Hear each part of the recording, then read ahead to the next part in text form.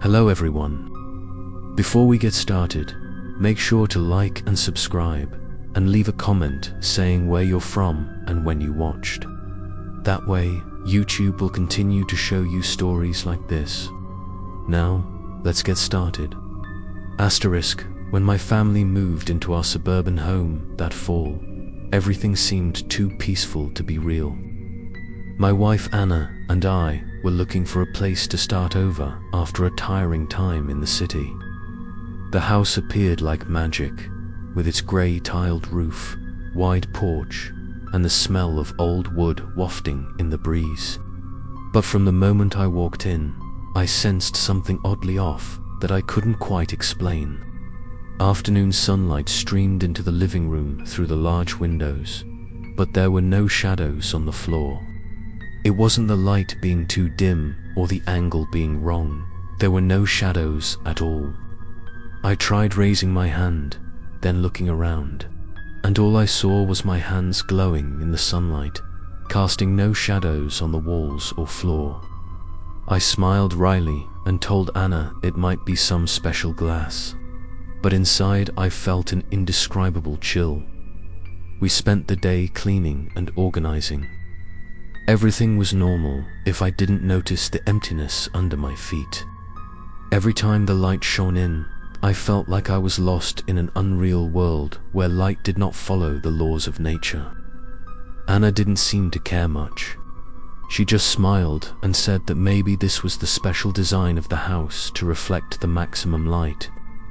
But that night, when I walked into the living room and turned on the light, I realized that it was not limited to sunlight. Under the warm yellow light, the room was still shadowless. Not a single chair, not a single vase of flowers. Not even I myself cast a shadow on the wooden floor. I stood still, looking at my image in the wall mirror. But then I realized that there was still a clear reflection in the mirror. I raised my hand. The shadow in the mirror also raised its hand. But in real life, the floor was still empty, lifeless. A cold feeling ran down my spine. I called Anna to come down and see, but she just shook her head and told me to imagine. However, when I pointed to the mirror, she was silent for a few seconds and then forced a smile. That night, we slept in the second floor room, the wind whistling through the old window like a whisper. I woke up at 3 in the morning, realizing that the light from the hallway was coming into the room, but no one had turned on the lights. I stepped out and saw my own shadow moving on the wall. While I stood still, I stepped back, my heart pounding, not daring to breathe. The shadow turned its head, and I saw my own face, blank, no eyes, no mouth. It paused for a second and then disappeared into the void. I woke Anna, but when she came out to look, the hallway was as dark as if there had never been any light. I began to feel that this house was hiding something beyond understanding. The next day, I tried everything to find an answer.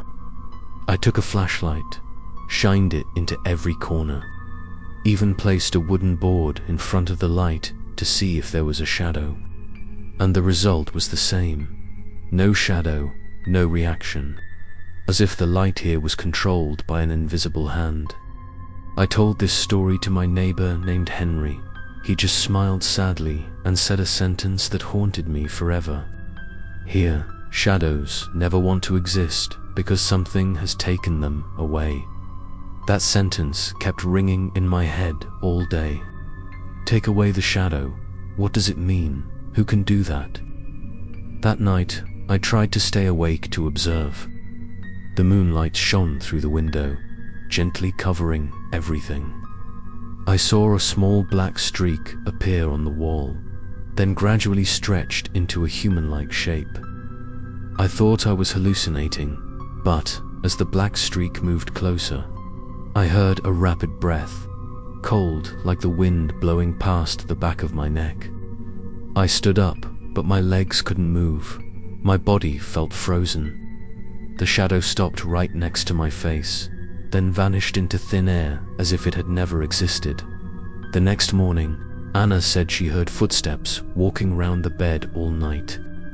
She thought I was sleepwalking, but I knew those footsteps weren't mine. The house was eerily quiet, and if I closed my eyes, I could hear my heartbeat and the groaning sound from the old wall. It seemed like every brick in the house was remembering something we weren't supposed to know. I began to realize that not only did this house have no shadow, but it was living by absorbing the shadow of anything that entered.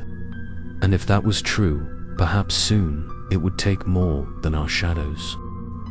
In the days that followed, I tried to convince myself that it was all just my imagination. But every night when the house was quiet, I would hear strange sounds coming from inside the walls. At first it was just a light tapping, like someone was tapping on the other side of the tiles. I stood silently in the hallway for hours, listening, trying to find the source of the sound.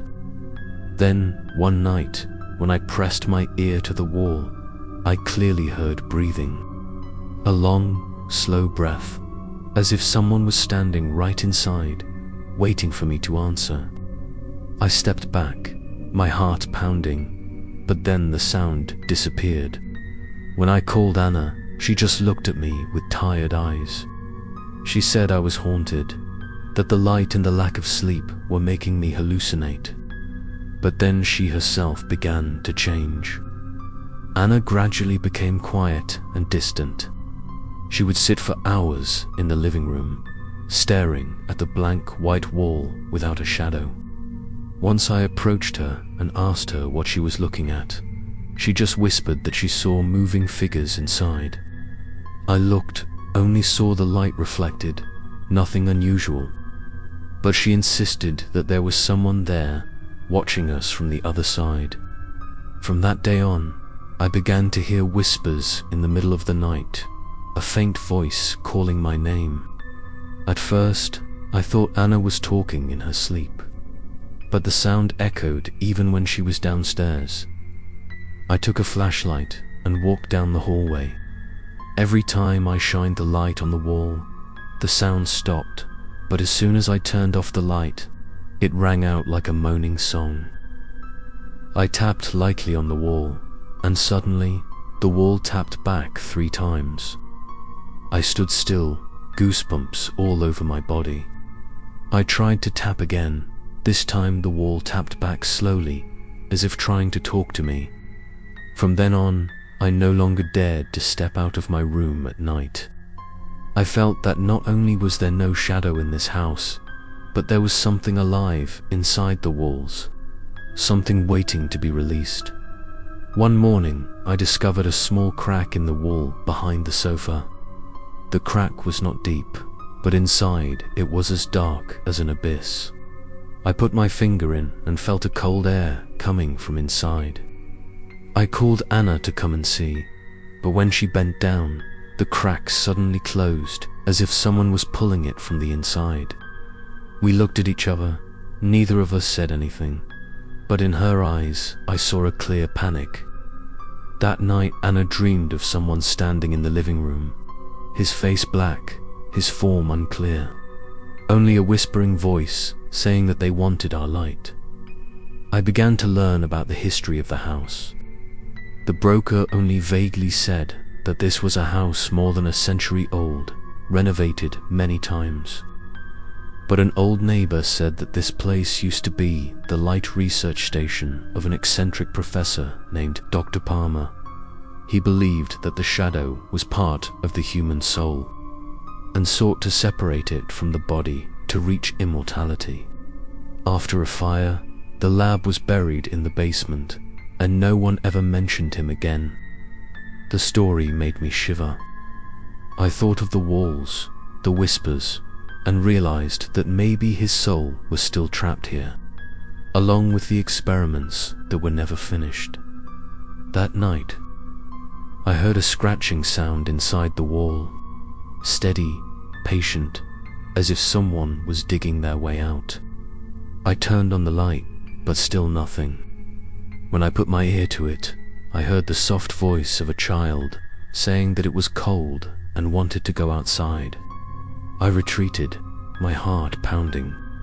The wall began to shake slightly, then fell silent as if nothing had happened. Anna stood on the stairs, her eyes sunken, and she whispered that they were learning to talk to us. The house changed more and more. The lights often flickered, doors opened by themselves even when there was no wind. Sometimes I saw my shadow move even when I was standing still. Worse, I began to notice that the voice in the wall not only called my name, but also imitated my voice to call Anna. One night, I heard myself from the hallway saying words I had never said. I opened the door, and the light went out. In total darkness, all I could hear was breathing, soft laughter, and the smell of burning wood in the air.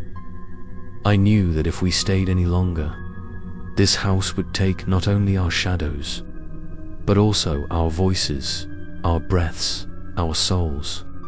But somehow, I felt like the house would not let us leave. After days of being haunted by strange noises, I knew there was only one place in the house I hadn't checked: the basement. The door down there was locked with a rusty padlock, and Anna said she'd never dared to touch it. I found an old key in the kitchen drawer, probably left by the previous owner. When I turned the key, I heard a long, rattling sound, as if something down there was waking up from a long sleep. The door opened, and the cold air from the basement made my skin crawl. A musty, metallic smell filled the air. I shone my light down and saw a rotten wooden staircase leading deep into the darkness. Not a single ray of light was reflected, even when I shone my flashlight directly down. The light was swallowed up as if it had disappeared into nothingness. I took a deep breath and began to descend. Each step I took echoed, stretching endlessly in the enclosed space. The deeper I went, the colder it got, and my breath turned into thin wisps of smoke in front of me. I could hear the sound of water droplets falling somewhere, as regular as the heartbeat of the house. When the flashlight hit the wall, I recognized strange symbols carved into the brickwork. Spirals and intersecting circles, like ancient ritual symbols. I touched them lightly, feeling the icy cold. Suddenly, I heard a whisper in my ear, a faint voice asking me if I was afraid of the dark. I turned around, but there was no one. Just the endless void of the basement dot. I continued deeper and discovered a small iron door at the end of the hallway. The door was closed, covered in thick dust on the outside, but there were fresh scratches, as if someone had tried to open it from the inside. I tried to pull it hard, the hinges groaned, and a stream of cold air escaped like the breath of a creature just waking up. Behind the door was a small, circular room filled with dozens of glass jars, each filled with something as opaque as moving black smoke. I approached and read the faint inscriptions engraved on the jar lids, names, dates, and a strange symbol that looked like a sun eclipsed. I realized that this was where Professor Palmer had conducted his experiments, where he tried to separate shadows from people. When I picked up one of the jars, the smoke inside began to swirl violently, and I heard screaming echoing in my head. I dropped the jar, it shattered, and black smoke spread across the room, swirling around me. My chest felt heavy, my ears buzzed, and in the dim light I saw dozens of faces in the smoke, distorted and desperate. They had no eyes, just hollow spaces. A voice spoke, deep and cold, saying that we had robbed them of their light. I rushed up the stairs, feeling something clung to my legs. I almost fell when I reached the door, slamming it shut. Anna ran to me, looking at me, sweaty and frightened. I told her what had happened, but she just looked at me with blank eyes and said she knew. She said she heard them every night, the shadowless ones, whispering to see the light again. She said they had been here long before the house was built, trapped in the space between light and dark. That night, I heard tapping from the floorboards. No longer a single tapping, but a rhythmic marching of footsteps. The walls shook slightly, the lights flickered, and a chill permeated the room. I saw my own shadow for the first time since moving in, but the terrible thing was that it no longer followed my movements. It stood still, watching me. I stepped back, the shadow was still there, and slowly raised its head. And I saw on its face the smile of dozens of faces fused into one. I couldn't sleep all night. The next morning, the glass jars in the basement were all shattered. The air in the house was thick. The smell of ashes and rust permeated everywhere. I knew that I had accidentally released things that shouldn't have been released.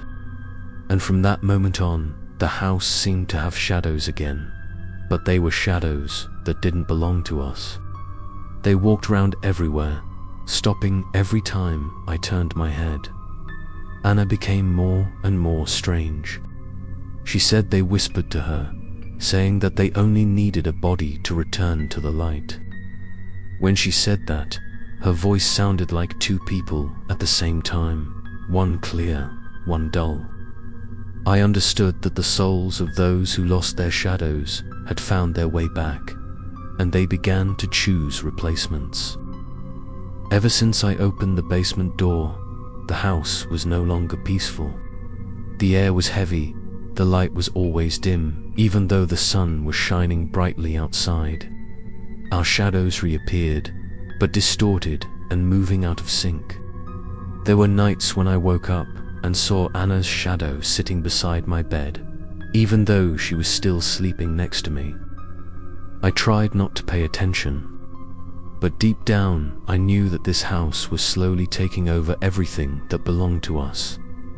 Anna started to act strangely. She talked to someone in the living room when I wasn't there. I heard her whispering and another voice answering, low and drawn out like the wind. One evening when I walked in, she turned to look at me with empty eyes, then smiled slightly, asking me if I heard them singing. I listened, and sure enough, there was a faint singing coming from the wall. The melody was slow and sad, like the lullaby of a dead person. I felt my skin crawl, my heart pounding, and for a moment I saw dozens of faces staring back at me in the mirror behind her. When I turned around, there was no one there, just a dim light flickering on the ceiling. I decided to cover all the mirrors in the house, hoping the light would no longer reflect those things. But just a few hours later, I discovered that the mirror in the bathroom was open again, even though I had covered it. I walked over to take it down and saw that the image in the mirror was not mine but another room. There was a man standing there with his back to me. I looked more closely. He was wearing the same clothes I was wearing, and when I took a deep breath, the person in the mirror also stopped, then slowly turned his head. His face was pale, no eyes, just two deep black holes. I backed away, my legs shaking, but the image did not disappear, but instead moved closer in the reflection. Anna heard me scream and ran over. She looked into the mirror, then smiled strangely and put her hand on the glass. The glass shook slightly. A thin layer of mist covered it, and for a moment, her face in the mirror was no longer hers. I pulled her away, but she stood still as if hypnotized. I shouted to call, and when she turned around, I realized that in her eyes there was another person's shadow, deep as a black hole. She said that they wanted to be free, that they just needed a body to be able to step out of that place. From that day on, every night the house echoed with strange sounds, light tapping, laughter, footsteps walking through the hallway. sometimes whispers calling my name from places where no one was. I began to see my own image appear in dark corners, staring at me intently as if waiting for something. Anna was increasingly unable to sleep. She said they talked to her every night, telling her about the years trapped in the darkness. I don't know if she was still herself, because sometimes I heard her talking to me in a different voice, hoarse and slow like an old person. One morning, I woke up and saw that all the mirrors in the house were hung back in their places, shiny as if they had just been cleaned. On each mirror there was a deep, faint handprint, as if someone had just touched it from the other side. I touched it with my hand. The glass was cold as ice, and I heard a faint voice from within saying that they were hungry for light. I immediately pulled my hand away, my heart pounding, and the only thought in my head was to leave. But when I told Anna about moving, she just smiled sadly, saying that there was no other place that could accommodate them. That night, I heard the living room door open. I walked down the stairs in silence, the moonlight shining through the window, filling the room with silver light. In the middle of the room was Anna, standing in front of the large mirror, her arms outstretched as if welcoming. In the mirror, dozens of blurry figures appeared, moving slowly towards her. I shouted for her to stop, but she did not hear. When I rushed forward, the light in the room suddenly went out. I only had time to see the black hands pulling her into the mirror, and everything was absolutely silent. I smashed the mirror, the glass shattered, but she was not there, only deep, bottomless darkness. I sat there all night, in the house now only me, and the whispers echoed. I knew that Anna had not disappeared, but had just passed into another world, a place where darkness was their light. And when dawn came, I saw in the mirror she was standing there, smiling at me, but she was no longer human. After Anna disappeared, the house seemed to become artificially silent. No more footsteps, no more scent of morning coffee, only the steady ticking of the wall clock, reminding me that time continued even though I was trapped in this place. But the silence did not last long. Just a few days later, I began to hear Anna's voice echoing throughout the house. At first it was a distant, faint call like a passing wind. Then it gradually became a familiar voice calling my name. Every time I responded, the sound stopped as if it was teasing me. I tried to convince myself that it was all stress, but deep down I knew it wasn't true. One night, I woke up from a dream and heard crying coming from the basement. It was small, shaky, and desperate. I grabbed my flashlight and went down, my heart pounding in my chest. The air down there was as cold as standing in an ice cave. As the light hit the floor, I saw a glistening trail of wet footprints leading from the middle of the room to the old wall. I moved closer and heard Anna breathing on the other side. She whispered that she was trapped, that I needed to let her out. Her voice was shaky, weak, and somehow distorted, as if she were being strangled. I put my hand on the wall and felt the cold seep into my skin. Then suddenly, a hand touched me from inside the wall. I jumped back in panic, dropping the flashlight. And in the flickering light, I saw her silhouette standing in the wall, her eyes empty but her mouth smiling. I ran up the stairs, closed the basement door, and leaned against the wall, trying to catch my breath. But when I looked up, she was standing at the end of the hallway. Her body was a blur, as if made of smoke. I called her name, but she didn't answer, just looked at me and raised her hand to her lips to silence. Then she turned and disappeared into the darkness. I didn't know whether to be scared or glad that I could still see her, even though I knew it wasn't her anymore. In the following days, her voice was everywhere. When I turned on the radio, her voice echoed through the background noise. When I walked into the kitchen, the steam from the kettle formed the shape of her smiling face. Even in my shadow, I saw another pair of eyes looking out from inside.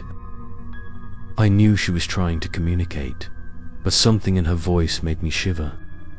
It wasn't the gentle voice I knew, but the tone of dozens of voices mixed together, as if many souls were speaking through her body at once. One night, I heard the window open. The wind blew hard, making the curtains flutter. I went to close it and saw a figure standing in the yard in the rain. Lightning flashed, and I realized it was Anna. She stood there, soaked, her eyes staring straight at me. I opened the door and ran out, but when I got there, she was gone, leaving only a puddle of water and footprints leading to the back wall. In the lightning, I saw the words on the wall, as if carved with fingernails, that I was still here. I touched the words, still warm and damp as if they had just been written. I backed away, feeling fear in my bones. From that day on, the house seemed to come alive. Doors opened by themselves, lights turned on and off randomly, whispers rang out whenever I closed my eyes. Every night, I heard Anna's voice from the wall, recounting memories only the two of us knew. She said she was learning to step out of the mirror, that she just needed me to help open the way. I didn't know if I should believe it or not, but the rest of me, the part that still loved her, began to waver.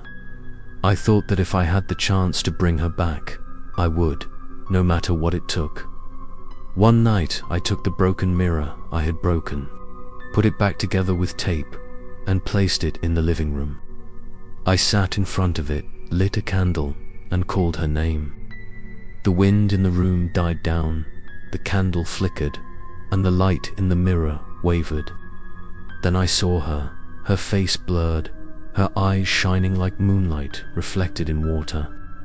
She said I just had to go forward, put my hand through the mirror, and I would see her again. I stood up, trembling, but the moment my hand touched the mirror, I felt hundreds of other hands grabbing me and pulling me in. I screamed, trying to pull away, and when I pulled my hand back, I saw black handprints on my arm, as if burned. I realized that Anna was no longer the person I loved. She was part of the darkness in this house, and now she wanted to take me with her. I knew that if I didn't leave, I would become one of them, the lost souls wandering in the dim light of this place.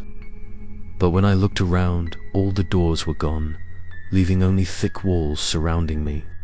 The house had swallowed me, and I knew it would never let me go. I no longer knew whether it was day or night, only the dim light of the candle burning out in the living room. The house seemed to have closed itself off from the outside world. I tried to open the window, but behind it was no longer the garden, but a solid wall, cold and smooth as glass. No light came through, no wind, only cold air surrounded everywhere. I tried to turn on the light, but it was all useless. The bulb flickered and then went out. The only light came from the candle I lit yesterday, which, though almost burned out, still refused to go out, as if the house itself was keeping it alive so that I would not be completely plunged into darkness every night. I heard footsteps around me, soft but clear. When I stood up, everything was silent again. Only my own breathing echoed in the empty space. Then I realized there were shadows moving around the candle. At first I thought it was an illusion, but the closer I looked, the clearer I could see those blurry figures, like smoke solidifying into people. They stood in a circle around me, not speaking, not moving, just looking with dark eye sockets. I tried not to look directly, because every time my eyes met one of them, I heard a whisper in my head, the sound of hundreds of people talking at once. They said that I belonged here, that the light was what had trapped them, and they wanted me to help them get it back. I began to lose track of time. My sleep was no longer complete. Every time I closed my eyes, I dreamed that I was drowning in a sea of darkness, where thousands of hands grabbed and pulled me down. I woke up in a cold sweat and felt someone standing right next to my bed. I didn't dare look, just lay quietly listening to the steady breathing close to my ear. When I turned back, there was no one, but the dent in the bed was still there, as if someone had just been lying on it. I understood that they were with me every moment, just waiting for me to let my guard down so I could take over this body. I tried lighting more candles around the house, hoping the light would drive them away, but the light itself brought them closer. Every time the fire flickered, I saw their silhouettes appear more clearly, each distorted face gradually revealed in the light.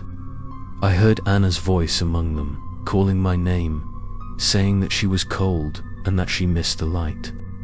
But I knew she was not Anna anymore, because that voice was not just one person, but the whole house was talking at the same time. Once, I saw a strange light coming from the direction of the stairs. The light was not warm, but pale blue, cold as steel. I walked towards it, each step heavy, and when I got there, I saw the large mirror at the end of the hallway appear again. In the mirror was the image of the house before, bright and beautiful. I saw myself and Anna laughing, setting out food, sunlight pouring through the window. I reached out to touch the mirror, but the glass was cold and reflected another reality.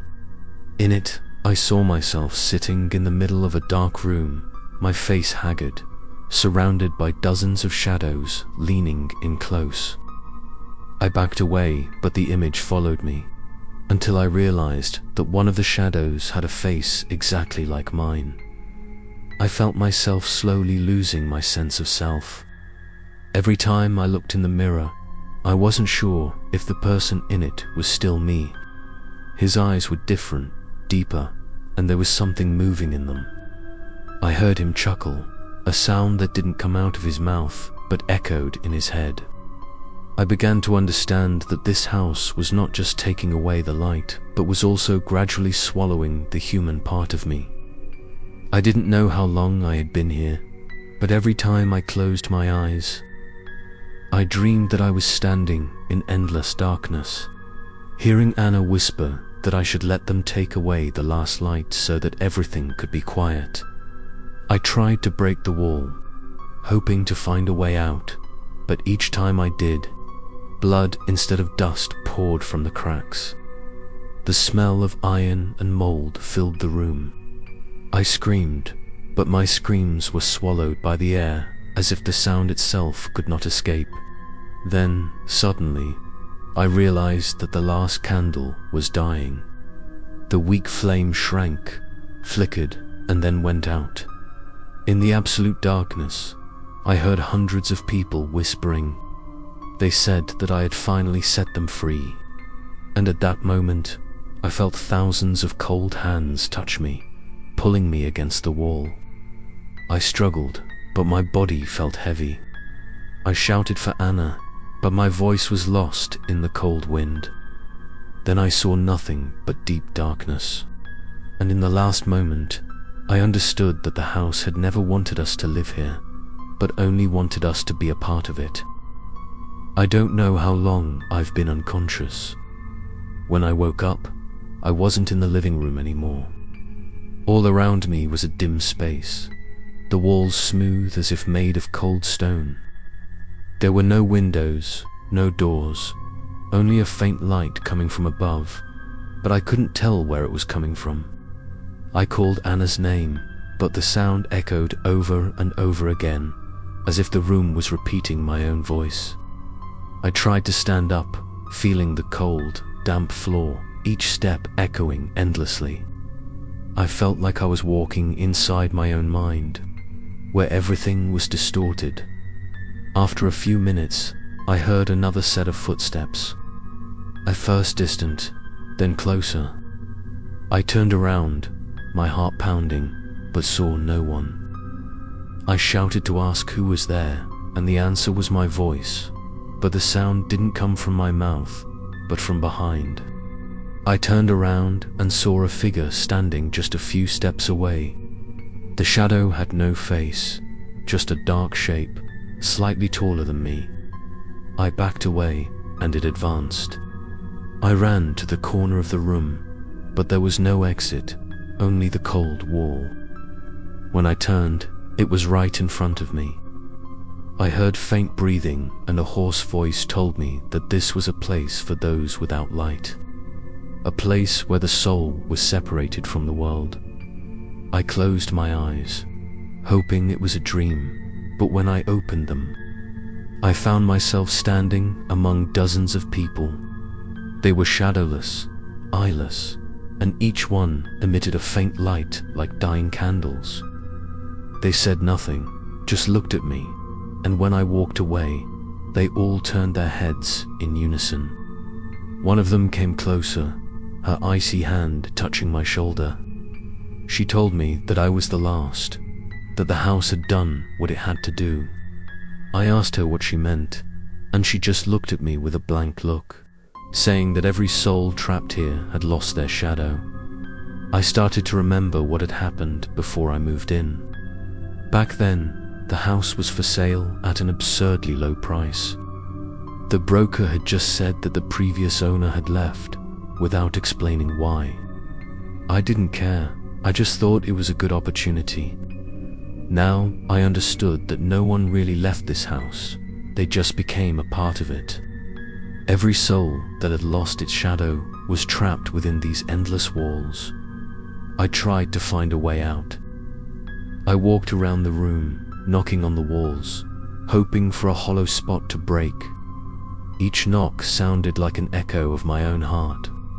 Then I heard an answering knock 3 times, slowly, as if someone was answering from the other side. I pressed my ear to the wall and heard Anna's voice. She told me to remember that she never wanted me in the basement, that the darkness there was uncontrollable. I asked her where she was. She said she was everywhere. I touched the wall, felt the warmth, and felt the wall gradually soften like human skin. I panicked and pulled my hand back, but the wall began to move. Faces emerged, distorted, crying, begging to be let out. I backed away, but there was no escape behind me. From the opposite wall, black hands began to reach out. Followed by a series of shadowy bodies, they crawled on the floor towards me. I ran around the room, but it was useless. All directions were walls.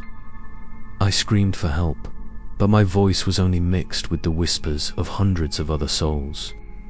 Then I saw Anna crawling towards me from among them. She still had a familiar face, but her eyes were empty. Her skin was ashen. She told me to stay, that she didn't want to be alone. I backed away, my back against the wall, and then I felt a hand from behind pulling me in. I struggled, clawed, but my body was slowly being sucked into the solid wall. I looked at Anna one last time and saw her crying. Tears fell to the ground, turning into black smoke, rising into the air. The room lit up for a moment, then everything fell silent. I didn't know if I was still alive, only that I was floating in an endless space where there was no sound, no light, only the memories of the house and the trapped souls. Maybe I had become a part of them, one of the souls that never found a way out. And if someone came to this house, if they saw the light still shining through the dim windows, maybe they would hear me calling their name from the wall. I thought my soul had disappeared into that endless space, but then I opened my eyes and found myself standing in the middle of the living room. Everything was back to normal. The light was soft. The wind was blowing through the windows, as if nothing had happened. I looked around. There was no trace of darkness, no more breathing walls or distorted faces. But I felt something was wrong. The air in the house was too still. All sounds stopped, as if the house was holding its breath, watching me. I tried calling Anna's name, but the only response was my own echo from deep within the walls. I walked around, touching everything: chairs, tables, windows, all real, but cold and lifeless, like an object drained of life. I walked closer to the wall where I had heard her call. I put my hand on it, feeling the cold spread through my body. Suddenly, I saw a faint movement under the paint, as if something was moving inside. I backed away, my eyes fixed on the wall. And then, clearly, a shadowy hand pressed against the wall. Then another hand, then a face appeared, blurred and distorted. I heard a whisper calling my name, Anna's voice, then my own, then dozens of others all mingled together. Faces appeared, one after another, intertwined, crying, wailing, laughing wildly. The wall was like a mirror of hell, reflecting every soul swallowed inside. I rushed forward and scratched at the wall, the paint peeling off in patches, revealing a strange, pale grey material underneath, like human skin. I continued to scratch, blood seeping from my hands, but I did not stop. When the skin was torn, a cold air escaped, along with a heart-rending scream that echoed throughout the house. I fell back, feeling the breath of hundreds of souls hovering around me. The windows slammed shut, the light went out, and darkness enveloped everything again. In the darkness, I heard footsteps running across the ceiling, children's laughter echoing in the hallway, then Anna's familiar lullaby. Her voice was gentle, warm, but stretched into a wailing tone like endless pain. I trembled as I walked towards the stairs, where the sound was strongest. Each step felt like entering another dimension, the air so thick, heavy, and cold that it made it hard to breathe. When I reached the last step, I saw Anna standing there in the dim light, her face no longer human. She smiled at me, her eyes empty. Behind her were countless figures standing crowded in the dark hallway. I didn't dare take another step. She called my name, her voice drawn out as if from a dream. She said they had found a way out, that the house was about to be freed, but needed my help to open the last door. I asked her where the door was. She pointed to the floor. I looked and saw the floor gradually cracking, the cracks spreading out to form a circle, in the middle of which was a deep, bottomless pit. From within the pit came the sound of wind, crying, begging, mixed with mad laughter. I stepped back, but Anna's hand gripped mine tightly. She said that if I just stepped down, everything would end. Every soul would be free. I hesitated, my heart pounding, my reason screaming at me to run, but her eyes made me unable to turn away. They were empty, but contained something like a plea. I nodded. She led me closer to the edge of the pit. The cold wind blew harder, ruffling my hair. The figures behind her began to approach. One by one, they laughed, they cried, they whispered thanks. I felt like I was about to be freed from this long nightmare. But just as I was about to step down, I saw that at the bottom of the pit was not light, but countless hands reaching up. Each hand had a distorted face on the palm, its mouth open in a cold smile. I pulled my hand back, but Anna held on tighter.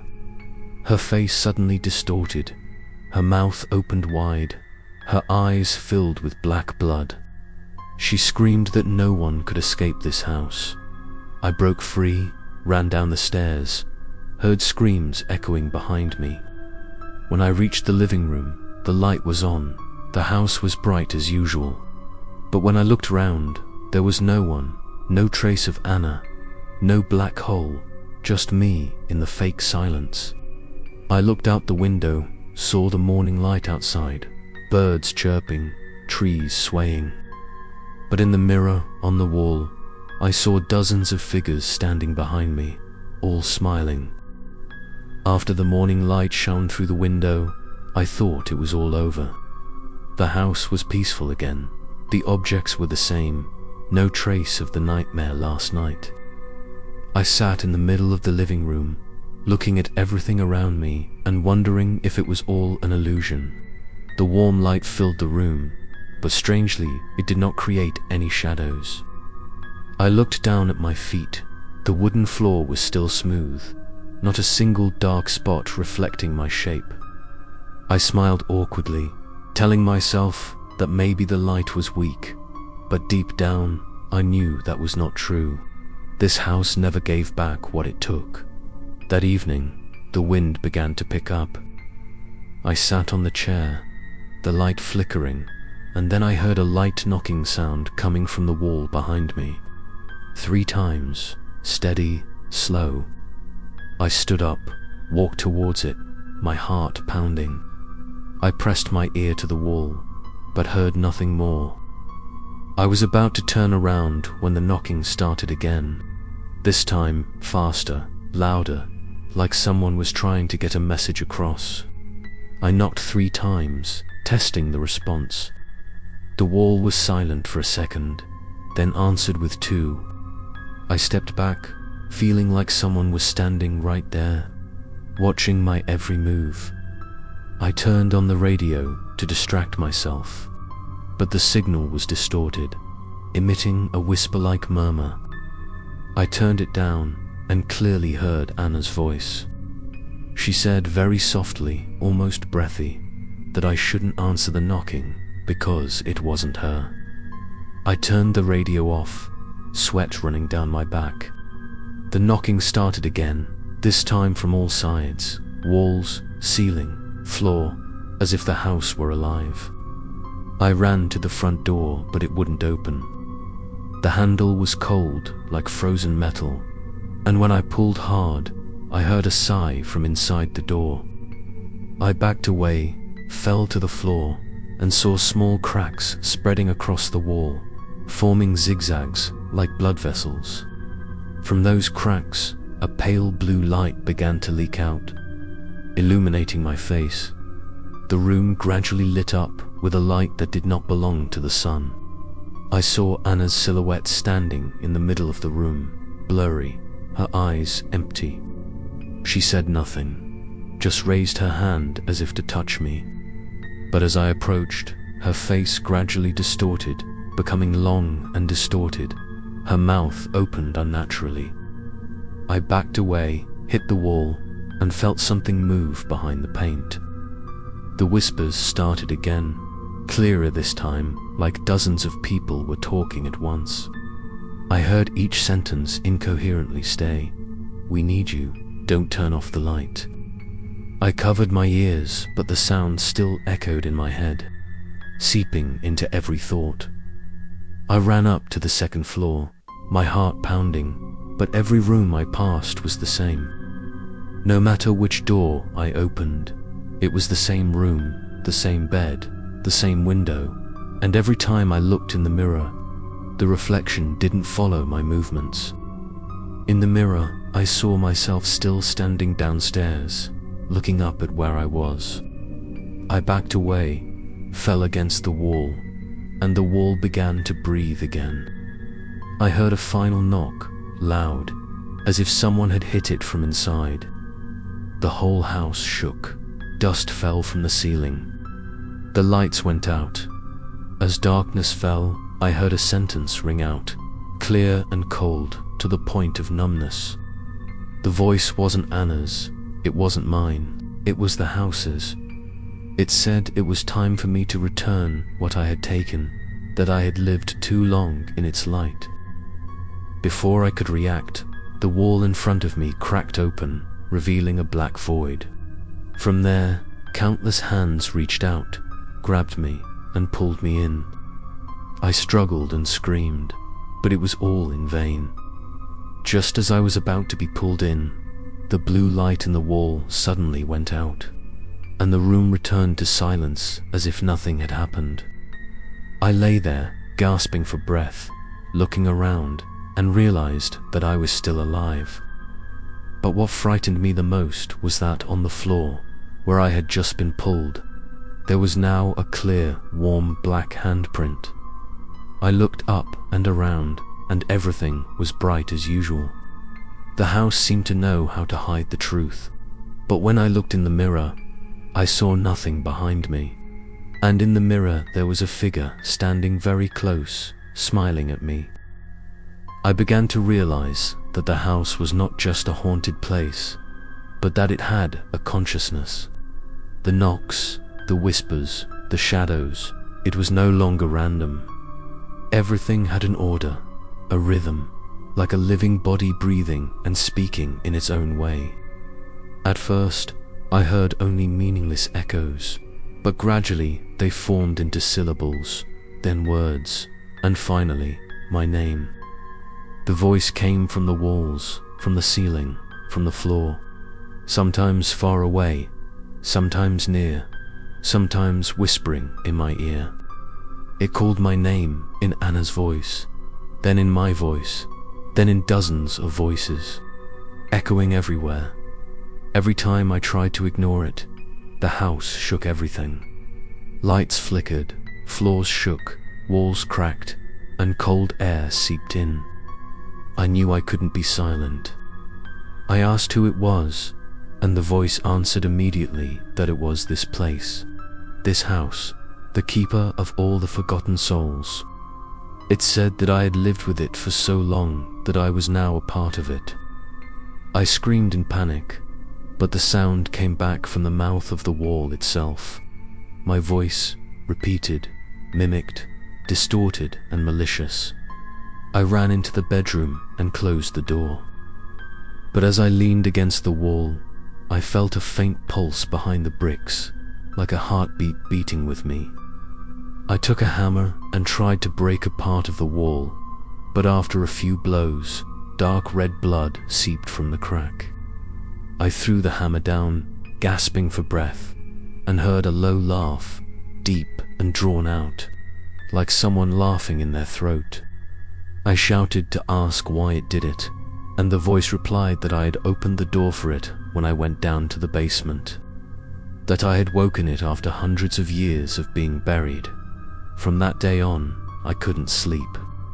Every time I closed my eyes, I found myself walking down the endless hallway of the house. Doors opened and closed, and inside were unbelievable scenes. There were rooms filled with people standing silently watching me. There were rooms with only a dim light shining on an old photo of Anna and me, and there were rooms filled with the sound of a baby crying. Every time I woke up, I didn't know if I was still dreaming or awake. The house gradually merged with my mind, blurring the line between reality and fantasy. Then one night, I sat in the living room, the dim light shining on the wall in front of me. I heard a familiar voice, this time without distortion. Anna's voice, gentle, soft, like when she was alive. She told me not to be afraid, that the house didn't want to harm me, it just wanted me to stay forever. I asked her if she was really Anna, and she was silent for a moment, then said that every soul that dies becomes a part of the place where they die. And if I stay here long enough, I will also be a part of the light, the walls, the breath in this house. I didn't know if I was crying or laughing. The feeling of pain and peace mixed together. I felt memories come back. The first day I moved in, Anna's laughter, the peaceful afternoons. But then the image faded, replaced by darkness that swallowed everything. The house began to whisper again, this time not just calling my name, but also speaking of the past. It said that it used to be the home of a professor who studied souls, that he believed that each shadow was a copy of a human soul. He created this house to contain the shadows that were separated from their subject, and when he died, his soul merged with the walls. continuing to feed it with those who dared to enter. I realized that Anna, I, and everyone else before me were just a small part of something bigger. The house was not simply a place for souls, but a living thing that fed on human souls. It absorbed fear, despair, and kept them alive. I tried to open the door again, but every time my hand touched the handle, my skin stuck to the metal. The voice rang out right next to my ear, telling me there was nothing to fear, that I would not die. Just never leave again. I turned around, and in the dim light, I saw hundreds of faces on the walls, looking at me. Among them was Anna. She laughed, tears streaming down her cracked face. I stepped back, but the floor gave way under my feet, as if I were standing on human skin. I screamed, and in the last moment, I heard the house whisper for words. I am you. I don't remember exactly how many days have passed. The light outside seems to no longer exist. All the windows are covered with a strange material like human skin. I only have a single candle, burning faintly in the corner of the room. The house is completely different now. It no longer just radiates cold, but it begins to emit the sounds of life. At first, it is a low murmur, then gradually turns into a rhythmic, regular, echoing beat from everywhere. I put my hand on the wall and feel it vibrate gently, as if breathing. When I inhale, the wall also swells. When I exhale, the wall deflates slowly, as if a giant creature is breathing in sync with me. I try to convince myself that I am hallucinating, but it all seems too real. Every time I move, the floor creaks. No longer the creaking of wood, but a soft, wet sound like stepping on raw meat. Warm steam comes out from the cracks in the wall, carrying the smell of iron and mold. I heard the wind, but there was a whisper in the wind. Clearly words, please, soft laughter that seemed to mock. I shouted for it to stop, but the sound echoed throughout the house, repeating my words in a different voice. The house began to answer me with its breath, with its pulse. I had the feeling that every brick here contained someone's soul, and now they were all awake. In the middle of the night, I was awakened by the sound of the walls cracking. When I turned on the candle, I saw the walls expanding violently, pieces of paint peeling off, falling like peeled skin.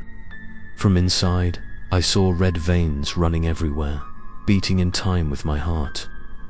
I backed away, but the floor was moving too, bulging into lumps. I heard a sound like a scream, not of one person, but of hundreds of people at once.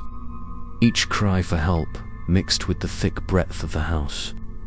I ran towards the main door, trying to open it, but the door had now become part of the wall, inseparable. I tried to pound, but the wall contracted, swallowing my hand inside. I pulled hard, blood flowing, the skin on my hand torn, and a long groan came from the wall, as if I had hurt it. The house was truly alive, and I was the one in its belly. I ran towards the stairs in a panic, but when I looked up, I saw that the steps had deformed. The wooden slats twisted like spines. Pieces of the ceiling dripped thick black liquid. The stench rushed straight into my nose and made me nauseous. I collapsed, crawling and crying, my mouth constantly calling Anna's name, begging her to show me a way out. But instead of answering, her voice echoed from all four sides, mingling with the breath of the house. She said that the house was hungry, that it needed my soul to survive. I screamed, asking why me, and she said I was the one who woke it.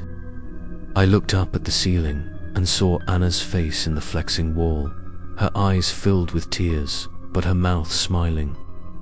She said that this was our real home, that she was finally not alone. I backed away, but the floor gave way, sucking my leg. I tried to pull away, but the more I struggled, the deeper it pulled. The skin on my leg tore, blood mixed with the floor and was sucked away.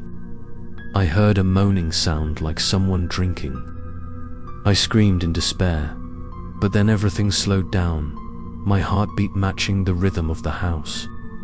I felt a warmth spread through me, both terrifying and comforting, like 100 hands touching me.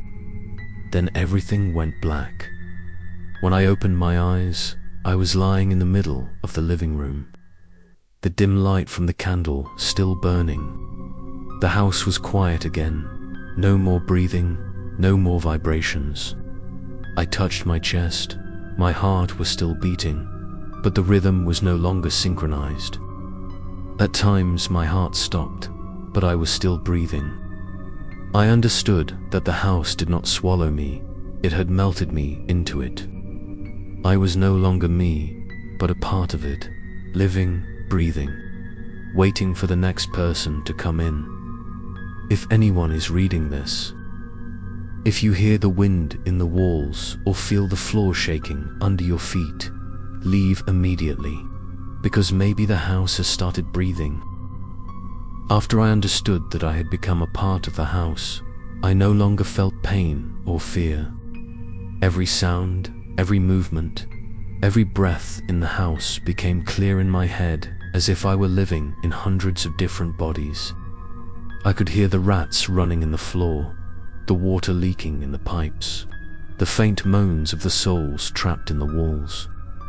All of it blended into a horror song that only I could understand. I began to realize that I could control part of the house. I just had to think of something. The walls would react, the doors would open, the lights would change. But every time I did, I heard someone laughing, the house's laughter, as if it was teasing me by giving me a false sense of power. I don't know how long I lived in that state. Maybe a few days, maybe a few years. Time in the house no longer existed. All I know is that I heard more and more voices. The old spirits began whispering to me. They said that the house was about to give birth to a new being, a creature made up of all the souls trapped here, including mine. It was not a ghost, nor a human, but the perfect form of fear and despair. Every brick, every breath, every drop of blood that soaked into the house nourished it. And now it was about to awaken. One night, a red light filled the place. The walls shook violently, heat radiated from the floor, a burning and pungent smell filled the air. I felt my body, or rather the soul in the house, being stretched, being sucked towards the center. I tried to resist, but it was useless. Other spirits screamed too, the sound echoing throughout the space. The house was shrinking, everything clenching like a contracting heart. And from its center came a long, deep roar, like a call from hell. I saw, or perhaps sensed, the creature begin to form. It was humanoid, but not quite. Its body seemed to be woven from 1,000 shifting shadows, its eyes glowing like burning coals, and its mouth opened and closed, emitting a scream that was a mixture of crying and screaming. I understood that this was the final form of the house, the form of all of us combined. It looked around, its voice like wind through metal, that it had waited centuries to come out, to see the light. I tried to scream, to beg it to stop, but my words were swallowed by the air itself. The house began to collapse, walls breaking apart, dust flying. Red light burst forth, tearing the darkness apart. The creature stepped out of the house, each step shaking the earth. I felt myself being pulled, my soul clinging to it. I saw cracks appear all over my body, and from them red light oozed like blood. I screamed in silence, because there was no mouth, no voice, only a look of panic. When the creature stepped out, The sky was pitch black, as if it had been sucked out of all light. It raised its head, took a deep breath, and all the houses around it turned off their lights at the same time. I felt hundreds of new souls being drawn in, curious people approaching the house. The door opened, and the cycle began again. The house became a new soul again, and I, along with hundreds of others, was now just a breath in its body. Sometimes I saw light glimmering through the walls, heard footsteps and voices of newcomers. I wanted to warn them, but every time I tried to speak, the walls trembled, swallowing the sound. I could only look, see them enter, carrying smiles and hopes like I had before. And then the house breathed softly, softly like a welcome, before the darkness closed once more. If anyone is listening to this story, if you see the house without a shadow, leave immediately. For that place no longer belongs to the world of the living. And when the night wind blows, if you hear a faint breathing from somewhere around you, it may be us, the forgotten souls. I don't know how, but I woke up in my own room. The morning light was shining through the curtains, the smell of coffee wafting through the air like every morning before. I sat up, everything around me so familiar it made me confused. The house looked peaceful, no red light, no knocking, no breathing, no living walls. I looked down at my hands. The skin was rosy, no wounds, no blood. Everything seemed normal to normal. I got out of bed, walked around the room, touched everything, tried to turn on the lights, opened the windows. The light poured in, cast clear shadows on the walls. For the first time in a long time, I saw my own shadow. I laughed, almost cried. I thought I was free, that the nightmare was over. But deep inside me, something was still wrong. The air in the house was still cold, and every time I inhaled, I heard a second breath. In sync with mine, I walked down to the living room. Everything was clean, as if someone had just cleaned. The dining table was set with 2 cups of coffee, one still steaming. I stopped, my heart pounding. Who did this? I listened. There was no sound except the ticking of the wall clock. I walked slowly to the table, looked at the coffee cup, and saw a lipstick mark on the rim of the cup. I stepped back, my heart pounding. My shadow on the wall shook like water waves. I called Anna's name, my voice trembling. There was no response. I continued to call, louder, and then from upstairs came the sound of footsteps. Slow, rhythmic, more urgent. I looked up the stairs, the dim light clearly illuminating each step, but no one. The footsteps continued until they stopped at the last step. I stood still, holding my breath. Then a voice rang out right behind me, so gentle and familiar that it made my heart clench. Anna's voice asked me if I missed her. I turned around, but there was no one. The room was still quiet. I said, trembling, that I missed her, that I was sorry I couldn't save her. When I finished, I heard a soft whisper in my ear that she never needed saving, that she was always there. I looked around and saw the reflection of the 2 of us in the far mirror. I stood there, and Anna stood right behind me, smiling, her eyes deep. I turned, but the space behind me was empty.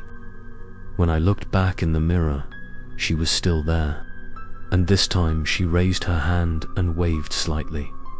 I stepped closer to the mirror, my hand shaking. The image in the mirror was no longer in sync with me.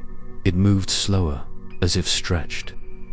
I touched the glass, and it felt cold. As soon as my finger touched it, my breath stopped. I heard the wind whistling through the house. The lights flickered, and then the mirror gradually darkened. The image in it no longer reflected the room, but a dark hallway with countless half-open doors. At the end of the hallway, I saw Anna standing with her back turned, her long hair covering her face. She began to walk slowly, each step echoing like the heartbeat of the old house. I shouted for her, but she did not turn around. I rushed out of the room, trying to open the front door, but the handle was cold as ice. I pulled hard, but the door did not budge. I felt the breath on the back of my neck, hot and humid. I turned my head slowly and saw my shadow standing right behind me, but its face no longer resembled mine. It smiled, its eyes empty, and slowly approached. I backed away, fell to the floor, and in that moment I realized something horrifying. The house was not returning me to the real world. It was just creating a new version of me. I was a new soul born to replace what had been taken away. I crawled to the window, knocked hard, but there was no sky, no trees, just a deep black void. I screamed, but my scream echoed throughout the house, mingling with countless others. I heard dozens of voices calling my name, all at once, as if everyone who had ever lived in the house was speaking through my mouth. When I looked back at the mirror, it was no longer Anna, but me, standing there looking at myself from the inside. I understood that no one really leaves this place. The house never dies. It only changes its soul, its breath, and keeps all its memories. And as I sit here, writing these last lines, I can hear someone walking up the stairs, slowly, like the countdown of someone about to meet their fate. It started to rain outside, the drops of water hitting the window. The sound was strangely familiar. I sat by the window, looking out at the grey space and wondering how many rains I had lived through. I couldn't remember. All my memories were fading, dissolving like smoke. I tried to remember Anna's face, her smile, her voice, but the image in my head blurred and turned into someone else's face. A strange woman, but it made me feel eerily familiar. I began to understand that the house not only held our souls but also swapped memories, erased the real past and filled it with the memories of those who had lived here before. The rain outside didn't stop. The sound of water falling on the tiled roof echoed like a heartbeat, steady and endless. I felt like the house was listening to, breathing in every sound. Every time thunder rumbled, the walls shook slightly, as if reacting to the noise. I pressed my hand against the cold, damp wall, feeling the warmth radiating from within, a warmth like a living body. A fleeting thought made me shiver, wondering if this house was living on our memories, swallowing them piece by piece until there was nothing left to remember. I walked down the hallway, my footsteps mingling with the sound of the rain. The dim yellow light covered each old photo frame hanging on the wall. I stopped in front of a picture. In it was a family of 4, their smiles frozen, their eyes lifeless. I looked closer and realized that the man in the picture was me. I stepped back, my heart pounding. I had never taken this picture, never had children, never lived with them. But the image made me feel nostalgic and familiar. I heard laughter ringing in my head, the voice of the house echoing like a breeze that memory was the only thing it could not create, but had to take from those who dared to stay. I began to lose my sense of self. When I looked in the mirror, my face no longer resembled me. My eyes were deeper, my skin was pale, and I had an unfamiliar smile, even though I wasn't smiling. Every night, I dreamed that I was living someone else's life, doing things I had never experienced. I heard a baby crying in the next room, a woman singing a lullaby with a melody I never knew. When I opened the door, the room was empty, except for the sound of heavy rain outside the window. I tried to write everything down to remember, But every time I put the pen down, the words disappeared, replaced by other stories. I wrote that my name was John, but after a few seconds, the words changed to Thomas, then Daniel, then names I had never heard. I looked at my hand and realized it was no longer mine. The veins were blue, the skin was rough, and the nails were stained black. I screamed, but the voice that came out was no longer mine. The house echoed with the sound of rain, mixed with children's laughter and footsteps walking round. I ran into the living room, where the only light was still on. On the table, the cup of coffee was still steaming, just like the first morning I woke up. I looked around. Everything was eerily the same, as if time had frozen. I heard the door open slightly behind me, and when I turned, I saw another man enter. He looked at me, stunned, then said that this was his house, that I was a stranger.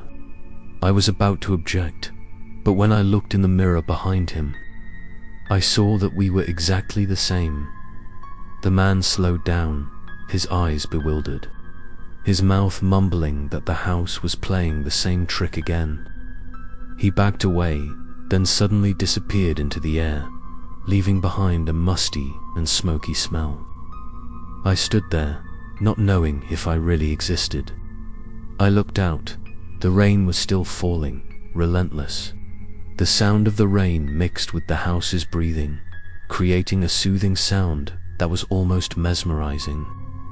I sat down on the chair, looked out, and for a moment I felt at peace. But as soon as I blinked, I saw a figure pass by the window, and a voice in my head said that the house had finally found the perfect memory to keep forever. The rain lasted for 3 days without stopping. I almost lost track of time. In this house, the light was just a memory, and I began to get used to the sound of the rain falling like the steady breathing of a sleeping creature. I avoided looking at the mirror, but there was a strange attraction that I could not resist. Every time I passed by, I always felt the gaze from within, even though I did not turn around. It felt like someone was living on the other side, waiting for me to look in to start something irreversible. One night, when the thunder sounded, the electricity in the house was flickering. I decided to stand facing the large mirror in the living room. The light flashed, making everything bright for a few seconds before plunging into darkness. In that moment, I clearly saw my reflection standing still. But what made me freeze was that it did not turn off when the light was turned off. Even though the room was dark, my reflection was still bright, its eyes following my every move.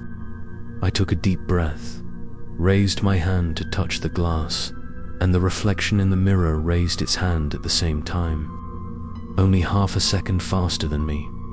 I stood still, my heart pounding. The image in the mirror was still smiling, its lips curling up very slowly. I tried to leave, but my feet felt glued to the floor. A faint whisper echoed in my head, a voice that sounded exactly like mine, telling me to stay, that only inside was real. I screamed, but the sound echoed back, echoing from the mirror as if hundreds of people were shouting with me. I rushed out of the room, but when I opened the door, I saw that there was no longer a hallway outside, only a deep darkness. I turned around, the light flickering, and the image in the mirror was still there, but this time I was not in the room. I looked around, touching my face to make sure I was still here, but when I touched the mirror, my hand went through the glass like water. A cold feeling spread throughout my body. I pulled my hand back, breathing heavily, but another hand from the mirror grabbed mine, strong and cold as ice. I pulled away, scratched, but the hand pulled harder, and when I let go, it left a deep, dark purple mark on my wrist as if it had been strangled. That night, I couldn't sleep. I heard whispers coming from everywhere, and every time I opened my eyes, I saw my reflection in the shiny objects around me, like in the picture frame, in the water on the table, in the eyes of the old portraits hanging on the wall. Each reflection no longer moved like me. I turned left, it turned right. I blinked, it stared, and sometimes I saw its mouth move as if it was saying something I couldn't hear. I began to think that the house was trying to create a duplicate of me, another soul that would replace me as it had done with the others before. I remembered the man I had met in the house the day before, who resembled me like two peas in a pod. Perhaps he was the reflection of someone else who had lived there. I wondered if, when I disappeared, my image in the mirror would come out and continue living the life I had left behind. The next day, I tried to break the mirror. I took a hammer and hit it hard. The glass shattered, scattering all over the floor. But instead of shattering into tiny pieces, each mirror had my image. Hundreds of identical faces staring at me from the ground, from the walls, from every direction. Each face smiled, and from the mirror shards came a whispering voice calling my name in unison. I backed away, horrified, but the mirror shards began to move, sliding along the floor like living animals. They crawled towards me, faster and faster, coming together to form a human shape. I ran upstairs, slammed the door shut, and leaned against the wall. I heard slow footsteps, the shards of glass clinking together like laughter. I looked around the room, saw my face reflected in the small mirror on the table. But the eyes of that image were black, and it was approaching from behind me. I turned, but saw nothing, only cold air around. When I looked back at the mirror, that face was pressed against the glass, laughing. It raised its hand, touched the inside of the mirror with its fingers, and immediately the glass cracked. Blood flowed from the crack as if the mirror were flesh. I understood that every attempt to escape only made the house stronger. It not only took the soul, but also created a perfect copy to replace it. I looked at the reflection one last time, and saw that it was no longer me, but another man, standing where I had stood. He smiled and said something that I heard clearly in my head, that finally everything was back to order. That night the rain continued to fall, the wind whistling through the cracks in the door, making a sound like a distant whisper. I sat in the corner of the room, my back against the wall, trying to keep the light on. The house was so quiet that the clock's hands sounded like slow footsteps in the hallway. I thought I was losing my mind, but then something worse happened. I heard my own voice echoing from the wall. At first, faint, like an echo, then gradually clearer. It recounted every action I had taken, every word I had said, every breath I had taken. The voice sounded so like me that it was almost like me, but colder, more steady, emotionless. I stood up, pressed my ear to the wall. The voice continued, this time including the things I had left unsaid, the thoughts in my head. It told me that I was shaking, that I couldn't leave this place, that the house was rewriting my story. I backed away, my heart pounding, but the voice continued, following me around the room. I went to the window, trying to open it to hear the rain to ease my fear, but the glass was covered in fog, impenetrable. I wiped it away and saw my reflection, but my lips were moving, saying words I had never said. The voice whispered that I was no longer human, that the house had chosen me to be its narrator. I looked around, saw no one, but the air in the room was heavy as if hundreds of people were standing around me. The walls breathed. The floor shook slightly with each raindrop. Then I heard a familiar knock, 3 beats in a row, coming from within the walls. The same sound I had heard when it all began. I knew what it meant. It was about to replace me. I ran down to the basement, where it had all begun. The air there was thick, the musty smell so heavy it was suffocating.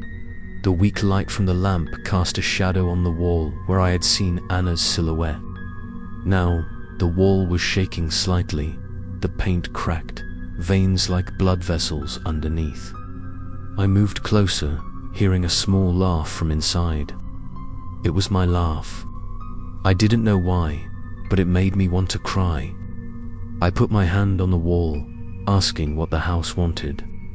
My voice from inside the wall replied that it just wanted to exist, and to exist, it needed a replacement. I asked who, and the voice answered right away that I was that person. Everything began to shake more violently. Objects around me fell to the ground. The lights went out. In the darkness, I felt hundreds of shadowy hands touching me, pulling me towards the wall. I tried to struggle, but the more I struggled, the heavier my body became, as if being sucked into a dense, invisible substance.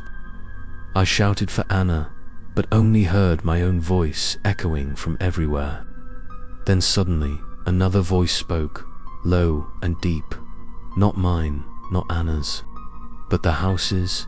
It said that every soul here was a word in its story. And now it was my turn to be the next chapter. I felt my hand go through the wall, then my shoulder, then my whole body. It wasn't cold inside, but warm, moist, soft as flesh. I screamed one last time, but my scream was swallowed. In that moment, I saw all the people who had lived here. They stood in the darkness, their eyes empty, their mouths moving endlessly. They no longer remembered who they were, only knew how to tell the same story over and over again about the house without shadows. Then I saw my image, upstairs, sitting at the table, writing. I realized it was me, or something shaped like me. It wrote down everything that was happening, every detail, every sound of rain, every breath. I understand that I have been replaced, and that what sits up there is now the part the house keeps to continue the loop. I am only a voice in the wall, a breath in the rain, a memory of a story that never ends, now. If someone stops outside this house on a rainy night, they will hear a gentle tapping sound coming from the wall. If they are brave enough to listen, they will hear my voice, telling it all, from beginning to end, like reading an old book. And when they are done listening, they may feel the house breathing softly behind them. Because when someone hears this story, the house begins a new chapter. The rain finally stopped. I don't know how long it has been since I became part of the house. All concepts of time and reality faded like old, faded photographs. But one thing I realized clearly was that the house was no longer as quiet as before. It began to whisper, not to me, but to someone else outside. I heard the wind carrying a faint sound, like an invitation, like a song hidden in the breath. And then I felt a new soul approaching. That man appeared in the afternoon, when the last week's sunlight fell on the forest. He stopped in front of the old iron gate, looked around, then walked in, carrying a backpack and a curious look. I couldn't see with my eyes like before, but I clearly felt his every step, every breath when he opened the door. Every heartbeat that accelerated when he felt the first coldness of the house. The house opened, welcoming him with a gentle breeze. I heard it whisper that someone had finally heard its call. He walked into the living room, where the light was still on, even though no one had touched the switch. He looked around, calling softly to see if anyone was there.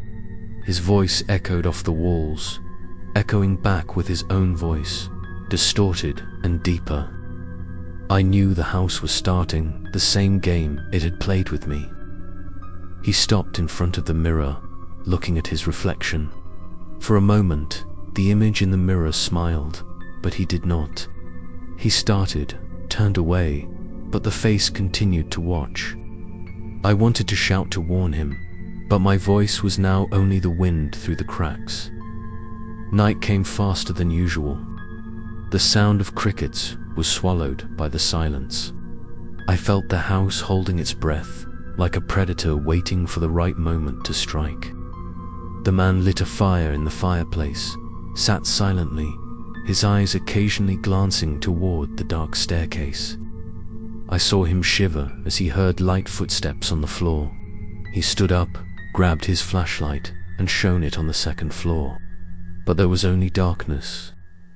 Then the footsteps came again, this time from behind him. He turned, the flashlight shining on the wall where the wet handprint appeared and disappeared. I felt the house inhale, the walls heaving. It whispered in the wind that he wouldn't be alone, that someone was still here waiting for him. The whispers became clearer, and I heard my own voice, distorted, calling his name. He backed away, eyes wide, looking around, gasping. He shouted who was talking. I wanted to tell him not to answer, that this was how it started, but I couldn't. He ran to the door, tried to unlock it, but it wouldn't budge. The handle was icy. I remember the feeling, the cold penetrating my skin, penetrating my bones. He pounded, screamed, but his voice only merged with the echoes of the walls. And then the house laughed, a deep, resonant laugh, like hundreds of throats singing at once. He fell to the floor, saw the walls stretching. From within, warmth radiated, carrying the smell of mold and blood. He crawled back, the flashlight beam hitting a corner where a faint figure stood. It was Anna. She appeared blurry, her eyes empty, her mouth moving as if she wanted to say something. He asked her who she was, and she only replied that he should leave, but it was too late. When she finished, the house shook. The lights went out. Everything was dark. I heard his screams echoing everywhere, long and then silent. When the lights came back on, the room was empty, except for the backpack lying on its side. The zipper open, inside was a small notebook. The house was quiet again, but its breathing seemed deeper, slower, heavier, as if it had just eaten. I knew another spirit had entered the house. I heard him calling out, asking if anyone was there. I wanted to say yes, that I was still here, that he was not alone, but when I opened my mouth, the words turned into laughter. Perhaps I had changed too much, was no longer me. I was only an echo, a part of the endless song that the house played over and over again. Night fell, the wind whistled through the window, and the house began to sing again. The melody was soft, sad, but also powerful. I heard it calling someone new, far away, with murmurs in the rain. And I knew that the cycle would never end. After the man disappeared, the house fell into an unusual silence. There was no more wind whistling through the cracks in the door, no more knocking on the walls, no more breathing from the house. I thought it had fallen asleep again, that its hunger had been satisfied. But just a few days later, I began to hear new, strange, deeper sounds, like the stirring of something enormous moving under the ground. The house was no longer just a place for souls. It was changing, expanding, as if growing by absorbing fear. I could feel it clearly because I was still inside it, a part of it. I heard every noise, every breath, and even the whispers of the other souls. At first, they were just whispers to each other, saying incoherent sentences without beginning or end.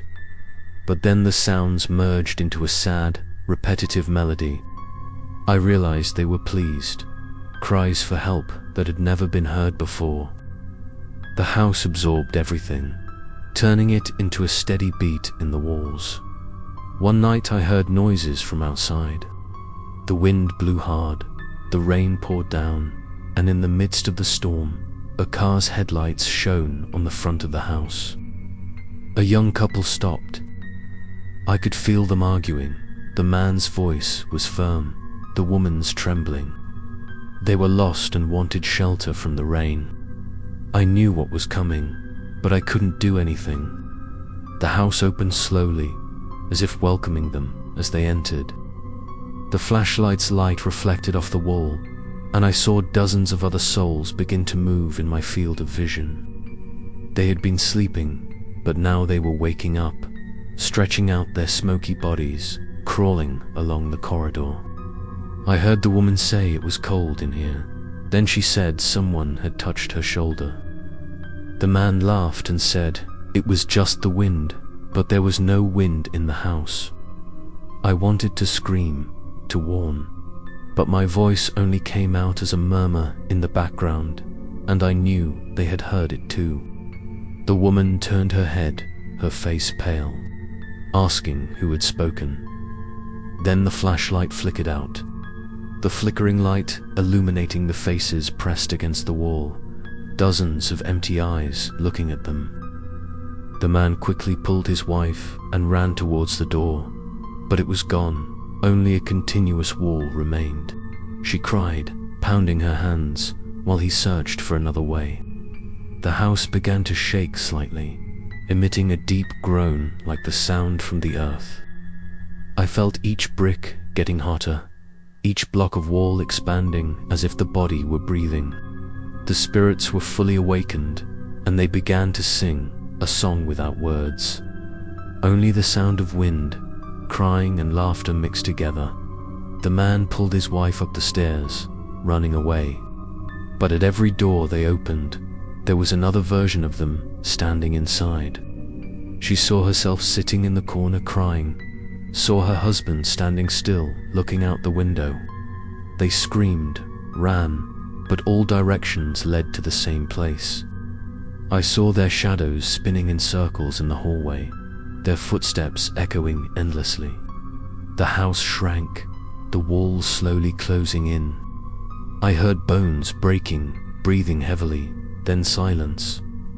When morning came, the house was quiet again. Outside, the sky was clear. Only the car was left, abandoned on the side of the road. I felt two new souls enter the house, but this time there was something different. They did not cry, did not resist, but stood still, as if they had understood that there was nothing to escape.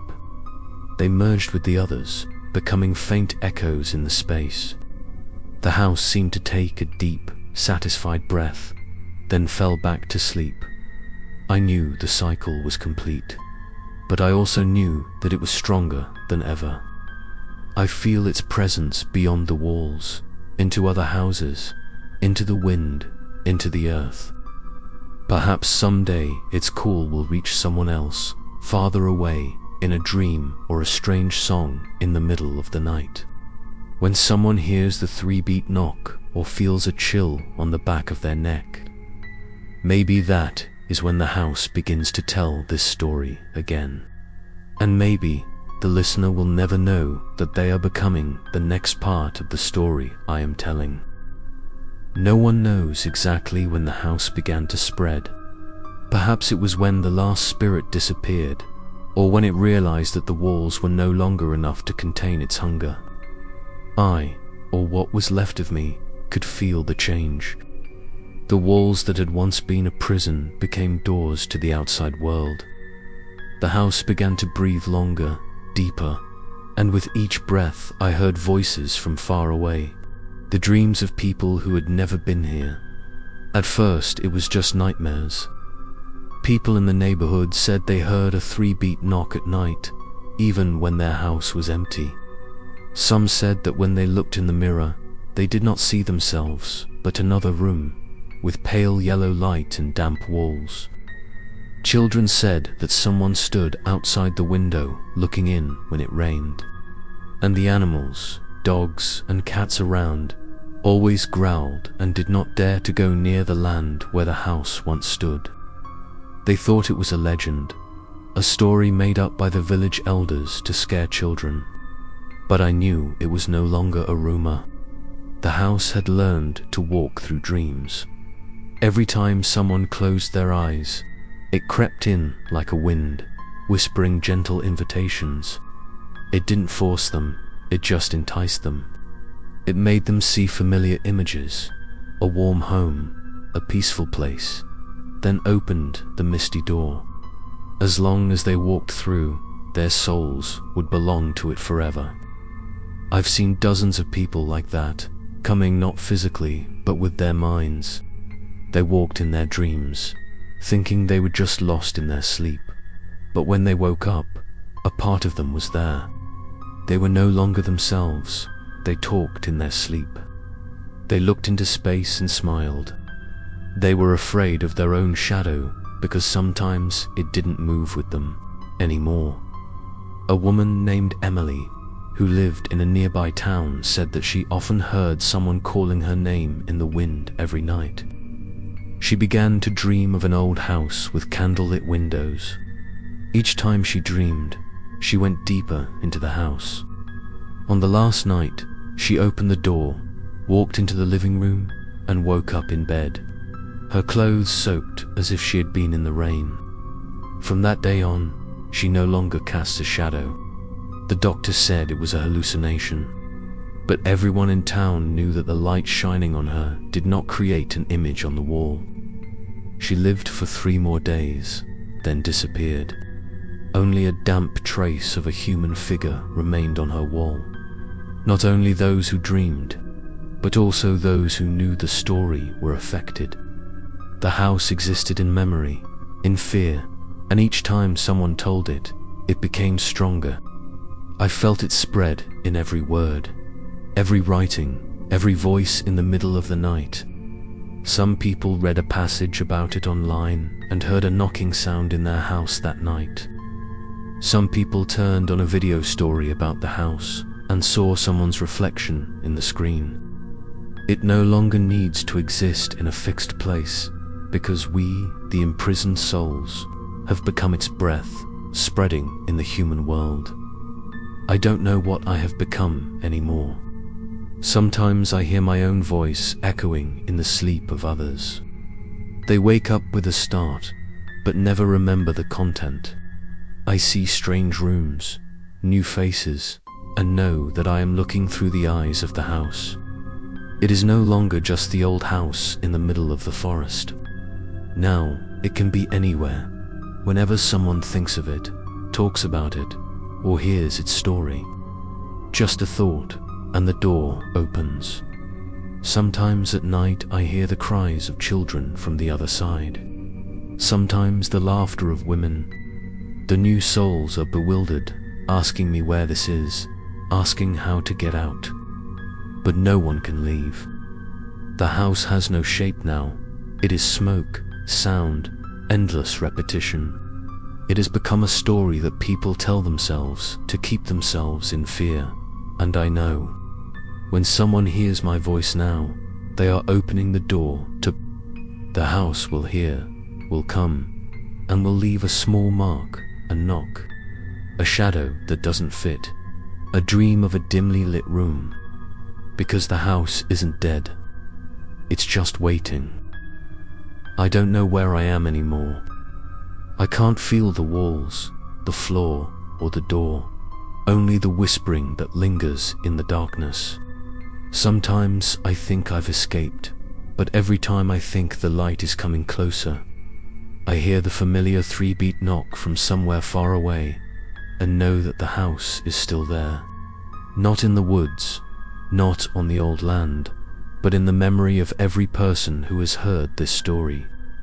It doesn't need bricks, it doesn't need wood, just one person who believes. And it's enough to come back to life. I float in the void, feeling each cold wind pass through my shapeless body. Other souls are still here, whispering to each other with forgotten names. They don't remember who they are, only remember the house like a song stuck in their heads. Each person tells their story, then forgets it, and I hear those words repeat endlessly. I tried to close my eyes, but I had no eyes to close, only echoes all around me, laughter and tears, mingling with the slow beat of something still alive. Then one day, I sensed another sound. It was the tapping of a keyboard, the rustling of paper, the breathing of someone writing. I understood that someone was telling the story of the house, writing it down as a pastime, an entertaining story. But they didn't know that when the first words were typed, the house began to breathe again, softly, but enough to feel. Each letter, each word was like bricks being relayed, each wall erected in the reader's mind. And I, the voice imprisoned here, began to wake up again. I saw images of them, people sitting in the room, reading or listening, the light of the screen shining on their faces. They didn't know the room around them began to change. The lights flickered, their shadows on the wall swayed and shifted slightly, no longer matching their real movements. I saw their eyes slowly fixate on the words, their breaths held when they heard the 3-beat knock. And when they blinked, the room they were in was no longer the same. The wall behind them bulged slightly, inhaled, then exhaled slowly. I wanted to warn them, but my voice could not rise above the story. I was caught between the lines, between each sentence someone was reading. Every time they repeated a word in their heads, the house grew larger.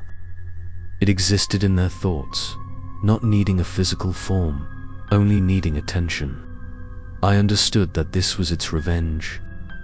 It did not need anyone to come, not needing anyone to open the door, only someone to listen. Each listener would carry a part of it with them, a small breath, an unreal shadow, and then spread it to others. I remembered the first time when Anna and I moved in. At the time, I thought I was just buying a cheap house, not knowing that I was bringing a creature home to live with me. If I could tell anyone anything, I would just say, don't treat this house as a legend. Because every time someone tells it, it grows a little bigger.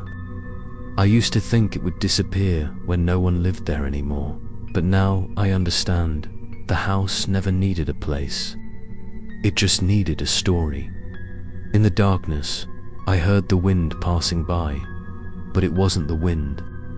It was the house breathing, moving through the wires, through sound waves, through frequencies that humans can't hear. If someone is listening to my voice right now, I want them to know that the house is very close, maybe right behind you, where the light doesn't reach.